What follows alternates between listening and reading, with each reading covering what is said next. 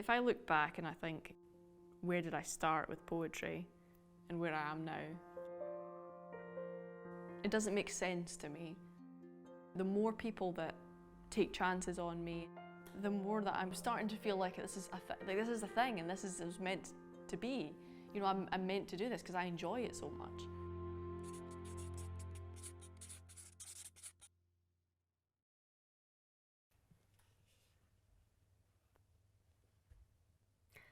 Hiya friends, I'm in my local library filming a very secret project. Being around all these great books. I wanted something to bring me joy, and nothing brings me joy like Scots. Being around all these books have... Shh, put me off. I'm Len Pennie and I'm a poet. She loved and lost and hurt and bled, and on her pain a dragon fed and grew. I used to read a lot.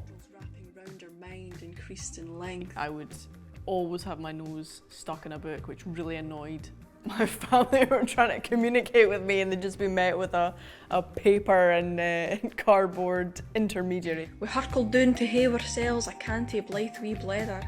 The Hurchins speered at me about some politics and weather. I think that growing up in a kind of Scots-speaking household was very influential to the way I approach language and the way I approach communication. It was the language that was being used in such a natural and authentic way that instilled within me such a pride and a joy and a love for Scots. And that's one of the reasons I started the Scots Word of the Day, was because I wanted to share those words. Alright lads, Scots Word of the Day today is pirly. This is an adjective or a describing word which, when used figuratively to refer to a person, means erratic, unpredictable or hard to please. I started the Scots Word of the Day 1,308 days ago. Alright lads, Scots Word of the Day today is mind. This is a phenomenal verb which has two similar but distinct meanings. You can mind... I had just left an incredibly abusive situation and I was very depressed. Alright lads, Scots phrase of the day today is dree or weird.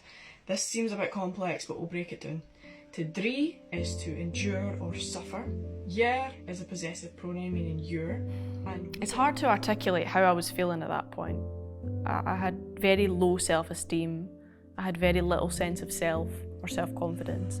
That feels so much better. And I don't look back at that person and think, oh, that's awful, you look so bad, you know, you're so... I look at that and think, even in that moment when you thought that the world was just coming down around you, you looked up and you saw something and you thought, I can bring some joy here. I can find my own joy.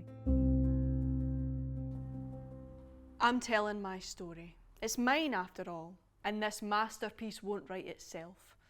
What started as tragedy turned into hope, the weight of which buckles the shelf. I put I into life, and then life into me as I reconstruct what was once gone.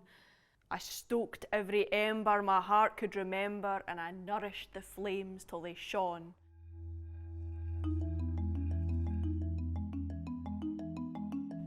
Upmaker is a storyteller, composer. Or I usually keep it, if it's a noun, I usually keep it with an adjective, and I usually say like, she's a adjective noun. Like she's a bra upmaker. Like she's a good storyteller. Yeah.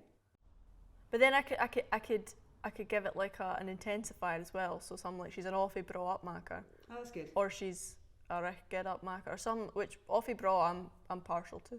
Yeah, I can go with that. You think that's With your alright? instincts. Sounds good. Right, here we go. Being around all these books has put me in mind of a great Scots word, upmaker. This is a noun or a naming word which refers to a storyteller, and an example sentence says, she's an awful bra upmaker. A wee bit slower. She's an awful bra upmaker. One more time, just you and me. Doesn't matter if you didn't get it right the first time. She's an awful bra upmaker. As soon as my videos started to get seen by a wider audience than my immediate circle, there were some negative comments.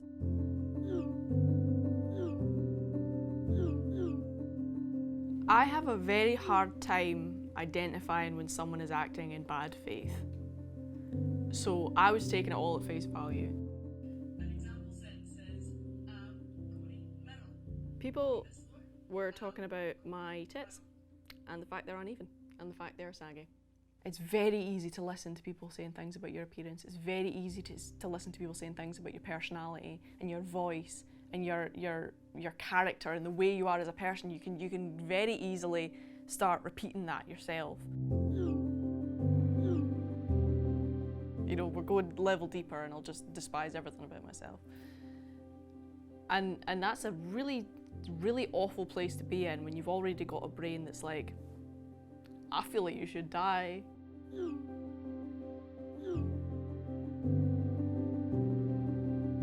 It was awful and I felt awful and I was in such a horrible place looking up at the joy thinking, well, that's why I started. How do we get back to that?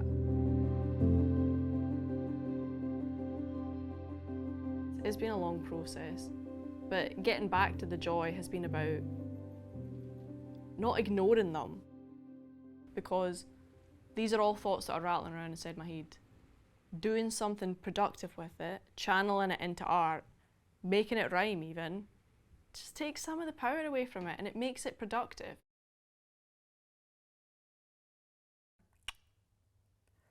Then we must find a segue into the book plug.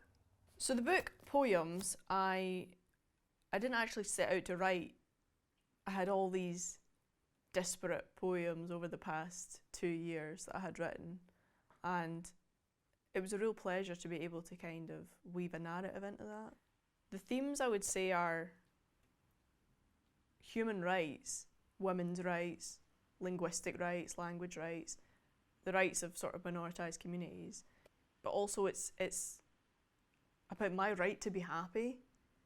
You know, and recovering from abuse and recovering from horrible situations and being able to process those in a healthy way. I wanted to write this book to shed a light on topics, but also to let people know that what they're going through matters. What they're going through is not something that they should have to endure alone. This, for me, is not a book about abuse. This, for me, is a book about connection.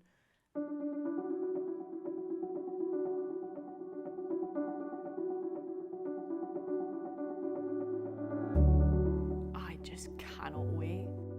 It's so nice to be able to feel like I might be welcome there as an author. Like, as an author. I consider myself a poet, but I have a book now, so I guess I'm an author. So the fact that it's the National Library of Scotland and there's so many authors who've been there, who've got their work there, and like, I'm going to be there too. She's a brilliant performer. I just think the way she uses Scots words is remarkable, and to be praised, and I just think this should be in schools, you know. She's speaking to ordinary people about ordinary things. There has always been Scots writers, but because of people like Len, we're actually getting this a revival, and we're hearing new stuff. So I think she's given us more visibility, which is great. I just want a nice, happy life. I think I'll always go through periods of depression and I'll always experience sadness and pain, but that joy it's not a new thing.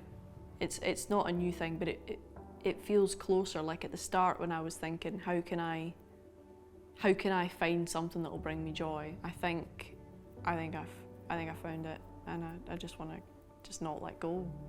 I just want to be here for as long as possible now. Just enjoy it for all the years that I'm allowed to have.